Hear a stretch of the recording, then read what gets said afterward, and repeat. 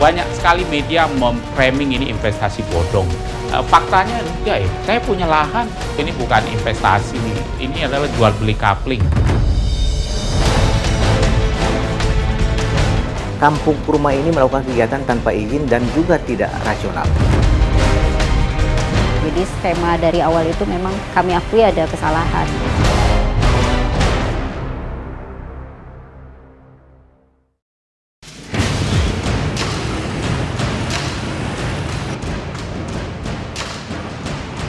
Berniat memiliki lahan kurma yang membawa berkah, ribuan orang di Jawa Barat dan Banten justru menjadi korban petaka pohon kurma.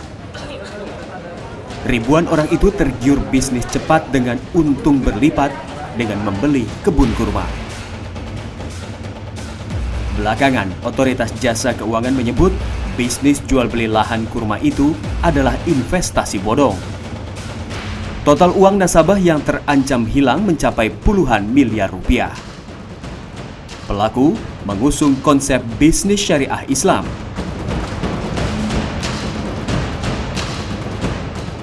Adalah PT Kampung Kurma Jonggol yang menyebut telah menguasai lahan sekitar 33 hektar di wilayah Desa Sukaresmi, Kecamatan Sukamakmur, Jonggol, Kabupaten Bogor, Jawa Barat. Dari sinilah investasi berkedok bisnis syariah itu bermula. Awalnya bisnis ini berjalan lancar, nasabah pun kian banyak. PT Kampung Kurma Jonggol kian agresif menawarkan lahan kafling kurma mereka. Masalah pun muncul. Tahun 2019, ratusan orang yang telah membeli lahan kurma tersebut tak kunjung mendapatkan lahan mereka. Pohon kurma yang dijanjikan pun hanya sebatas gambar pada brosur penjualan. Sebagian orang merasa tertipu, namun sebagian lainnya membela. Saya percaya karena Kampung Kurma itu menawarkan kafling dengan dengan prinsip syariah terus anti riba. Dan saya yakin kalau pakai prinsip syariah dia pasti clear kan sebenarnya. Saya investasi di kafling kurma total 417 juta rupiah. Kebetulan saya memang beli ada 2 kapling sih. Yang satu lahannya sudah tersedia dan sekarang ada ditanamkan pohon kurma seperti yang dijanjikan oleh Kampung Kurma. Dan yang satunya lagi belum ada proses penanaman. Persoalan di balik investasi kebun kurma itu pun makin membelit saat Otoritas Jasa Keuangan menetapkan bisnis yang dikelola PT Kampung Kurma Jonggol itu adalah bisnis investasi bodong. Kami Satgas Waspada Investasi sudah mengumumkan kepada masyarakat bahwa Kampung Kurma ini melakukan kegiatan tanpa izin dan juga tidak rasional. Tidak izin dalam arti Kampung Kurma ini modusnya adalah menjual kafling seluas 400-500 meter dengan ditanami 5 pohon kurma di dalamnya. Seharga 89,5 juta. Dan iming-imingnya adalah pada tahun keempat sampai tahun ke-10 sudah menghasilkan 175 juta per tahun selama 100 tahun. Nah ini yang membuat masyarakat kita tertarik. Tapi dia tidak ada izin. Tidak ada izin kalau dia bergerak di bidang properti, tidak ada izin properti. Kalau perkebunan juga tidak ada izin perkebunan kurma. Kampung Kurma ini bisa saja menjual kaflingnya itu lebih dari kafling yang ada. Contohnya dia punya kafling saat ini 1000 kafling, tapi masyarakat yang beli bisa 2000. Jadi ada overlapping kepemilikan di sana karena tidak ada transparansi dan tidak ada yang mengawasi. Kita sudah ada di situnya Kampung Kurma itu sudah sangat menarik buat saya. 500 meter Pak, 75 V3 78 Pak berarti. 78. Betul. 500 meter. 500 meter. Dapat apa? Kesepakatan pengolahan lahan karena ada bonus kebun tanaman kurma, dapat 5 pohon dengan perawatan sampai berbuah. Bagaimana sebenarnya bisnis investasi lahan kurma tersebut bisa memakan korban? Adalah Arfa Husaifah, pria asal Maros, Sulawesi Selatan itu yang berada di balik bisnis Kampung Kurma. Dia menguasai sejumlah lahan di beberapa daerah seperti di Cirebon, Bogor, hingga Banten. Arfa Husaifah tercatat memiliki beberapa perusahaan di tiap lokasi. Dari surat izin usaha perdagangan yang dikeluarkan masing-masing otoritas setempat, perusahaan Arfah bergelut di bidang perdagangan hasil pertanian. Lewat masing-masing perusahaannya, Arfah mulai menjual lahan kafling yang diklaim lahan miliknya.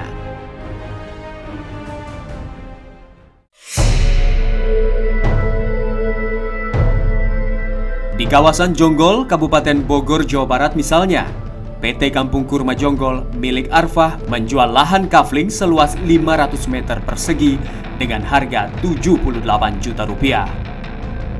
Lahan kafling tersebut bukanlah lahan biasa. Calon pembeli diiming-imingi akan mendapat 5 pohon kurma di dalamnya dan menjanjikan pohon tersebut akan panen kurma tiap tahunnya. Hasil panennya diklaim sekitar 35 juta rupiah.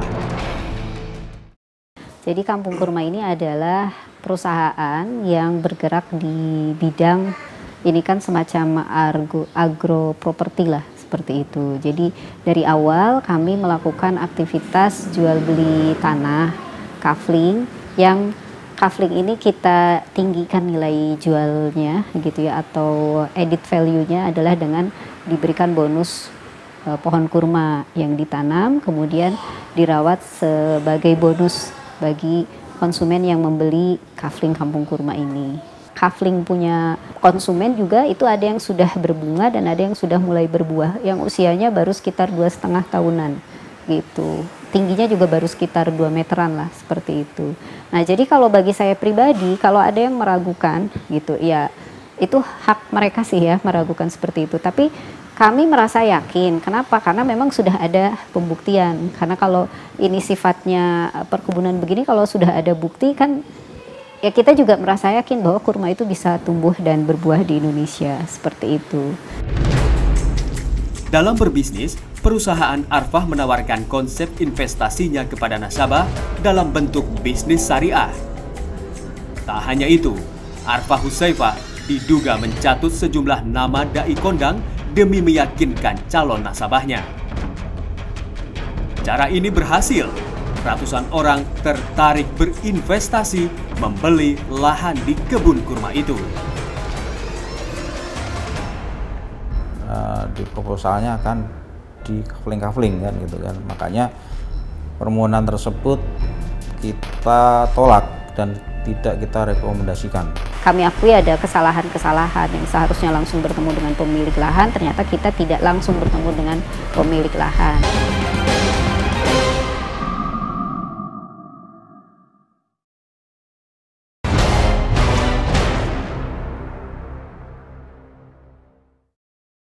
Satu kafling terkecil yang kami tawarkan yakni 500 meter kubik dan bisa ditanami pohon kurma. PT Kampung Kurma Jonggol memanfaatkan masyarakat yang haus keuntungan untuk menjalankan bisnis bodongnya. Dengan potensi income 4 Banyak kali orang terbuai di balik 35 bisnis juta kurma sampai bernada syariah 190 ala Arfah. juta per tahun. Jika Berharap berkah yang didapat, justru malah petaka yang diterima. 360 juta per tahun. Mustika salah satunya. Dia tertarik ikut bisnis lahan kurma milik PT Kampung Kurma Jonggol karena berharap keuntungan. Berapa kapling, Pak? Saya ngambil 1 kapling. Harganya berapa? Harganya 85 juta. 85 juta. Di mana Bapak belinya? Di Jasinga. Di Jasinga? Iya. Oh, itu untuk apa kan Pak dijanjikannya? Dulu kamu ditanam kurma, nanti apa itu semacam kayak investasi, bagi hasil. Oh, bagi hasil. Bentuknya dalam bentuk apa? Rumah atau apa? Enggak, kapling aja. Selain nasabah yang merasa tertipu, ada juga nasabah lain yang justru merasa mendapat keuntungan. Bagi Isti dan Dani, mereka tak masalah membeli lahan kurma dari PT Kampung Kurma Jonggol. Ini bukan investasi, ini adalah jual beli kapling ya. Jual beli kapling yang kebetulan memang ada bonus 5 pohon kurma. Karena memang saya sebelumnya memang sudah bercita-cita ingin sekali punya tanaman kurma atau kebun kurma. Nah, kalau tanaman kurma kan bisa persatuan. Nah, ini kebun berarti alhamdulillah banget gitu buat saya. Saya itu ada semacam keinginan saya menjadi terkabul.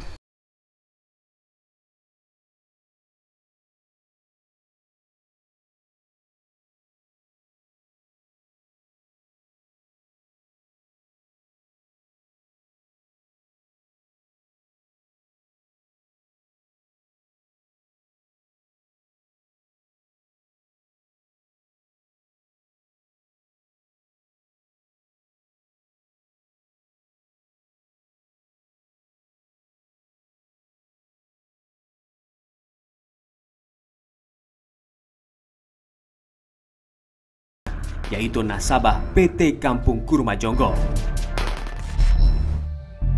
Tiap lahan kafling sudah ada bibit pohon kurmanya.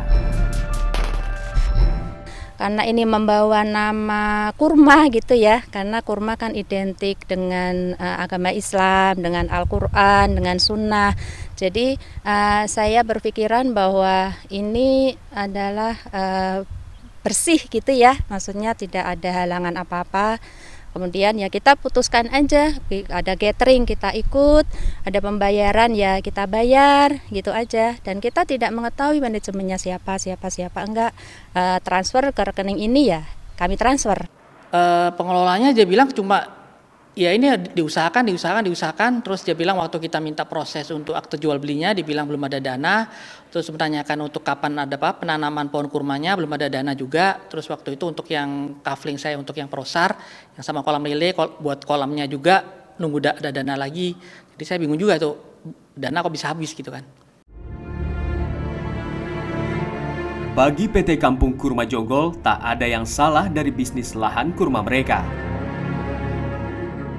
Persoalan membelit mereka terjadi karena mereka sadar terlalu gencar menjual lahan tanpa memiliki lahannya terlebih dahulu.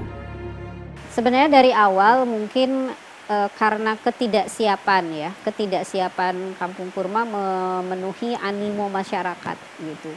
Jadi begitu diluncurkan ternyata animo masyarakat begitu tingginya terhadap Kampung Kurma. Nah ini kalau menurut pakar manajemen, kecepatan untuk penyelesaian lahan lebih lambat dibanding kecepatan penjualan. Ini yang menjadi inti permasalahannya gitu. Jadi tidak bisa segera menyelesaikan lahan sementara penjualannya kadung, ya terlanjur banyak seperti itu. Lalu sebenarnya milik siapa lahan-lahan yang diperjualbelikan PT Kampung Kurma Jonggol itu? Lantas bagaimana mereka berani menjual lahan-lahan itu dengan jaminan akan memberikan pohon kurma? Ketika marketing yang mereka lakukan itu tidak ada pada manajemen pemerintah desa Sukaresmi. Artinya siapa saja atau berapa orang yang sudah lunas dan berapa orang yang belum lunas itu kami tidak mengetahui sepenuhnya. Hanya kami tahu bahwa permohonan untuk mengeluarkan warkah dari pemerintah desa itu diminta oleh warga langsung atas nama pemilik tanah tersebut. Yang mungkin ini salah satu yang menjadi tantangan kami adalah tidak langsung bertemunya dengan pemilik lahan di awal seperti itu. Jadi skema dari awal itu memang kami akui ada kesalahan-kesalahan yang seharusnya langsung bertemu dengan pemilik lahan, ternyata kita tidak langsung bertemu dengan pemilik lahan. Selain disebut investasi bodong oleh OJK, bisnis lahan PT Kampung Kurma ternyata menyalahi prosedur. Badan Pertanahan Nasional Kabupaten Bogor menyebut PT Kampung Kurma Jonggol tidak bisa menjual lahannya secara kafling. Permohonan izin lokasi PT Kampung Kurma itu memang pernah masuk di Kantor Pertanahan Kabupaten Bogor, izin lokasinya untuk perkebunan, namun di proposalnya akan di kafling kan gitu kan. Makanya permohonan tersebut kita tolak dan tidak kita rekomendasikan karena jenis usahanya perkebunan, untuk usaha kebun kan, perkebunan. Untuk perkebunan itu harus diusahakan, bukan untuk di kafling. Itu nanti karena haknya yang kita berikan nanti kan kalau perkebunan kan hak guna usaha. Itu di HGU tidak ada HGU yang di kafling-kafling atau dipecah-pecah.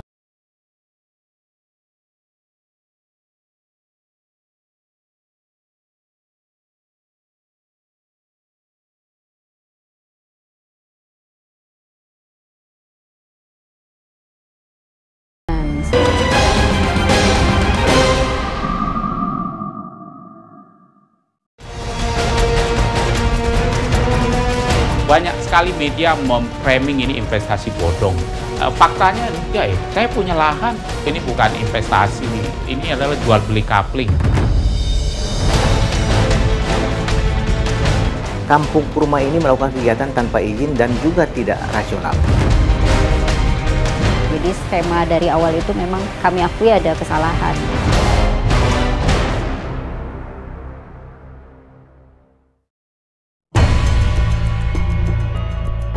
Sejak awal bisnis berjalan, PT Kampung Kurma Jonggol mengaku telah menguasai lahan sekitar 33 hektar.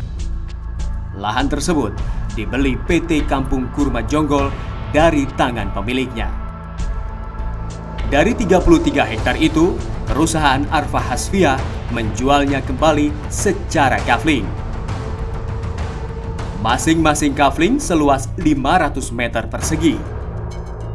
Total terdapat 660 kafling yang diperjualbelikan oleh PT Kampung Kurma Jonggol kepada nasabahnya. Dari 660 jumlah kafling tersebut, baru 20%-nya atau sekitar 124 kafling yang sudah keluar akta jual belinya dari pihak kelurahan. Sedangkan 507 kafling lainnya, surat-suratnya masih belum jelas. Di mata Badan Pertanahan Nasional Kabupaten Bogor, Jawa Barat, cara bisnis Kampung Kurma yang menjual lahan-lahan tersebut menyalahi prosedur sejak awal. PT Kampung Kurma tidak bisa menjual lahan dengan cara dibagi-bagi tersebut. Ya, karena dia usahanya perkebunan, kalaupun dia disetujui hak izin lokasinya dan kita berikan hak karena usahanya perkebunan, kita akan berikan hak guna usaha. Guna usaha itu tidak boleh di kafling-kafling. Bisnisnya Kampung Kurma ini adalah jual beli kafling, sehingga kita memiliki surat izinnya adalah surat izin usaha perdagangan, gitu, jual beli, bukan surat izin investasi perkebunan. Meski bisnis jual beli lahan kurma itu cacat prosedur, sebagian orang bertahan di lahan kurma yang telah mereka beli. Sementara sebagian orang lainnya menuntut ganti rugi. Mereka meminta uang mereka kembali. Pandangan kami dari Satgas Waspada Investasi, pola seperti Kampung Kurma ini adalah kegiatan-kegiatan yang memang sangat lazim kita temui. Di samping itu juga dia bisa mengatasnamakan syariah dan juga menampilkan tokoh-tokoh agama, tokoh masyarakat untuk testimoni pada saat dia launching. Nah, ini kegiatan-kegiatan ini yang memang sering kita temui dalam penawaran-penawaran investasi ilegal. Jadi seakan-akan bahwa ini sudah didukung oleh tokoh masyarakat atau tokoh agama tertentu. Harapan saya sih kepada pihak OJK ya, kepada ketua Satgas lah gitu. Kalau memang ada hal yang istilahnya tuh kita bagian dari masyarakat Indonesia. Kalau ibarat anak ya kita tuh anak lah gitu. Sementara pemerintah itu kan orang tua kita. Kalau memang ada yang salah ya kita dinasehati, ditegur, dikasih tahu mana yang benernya seperti itu. Tidak di blow up terlebih dahulu. Mana ada sih gitu orang tua yang ngelihat anaknya salah pengumuman duluan. Tapi anaknya nggak pernah dinasehati.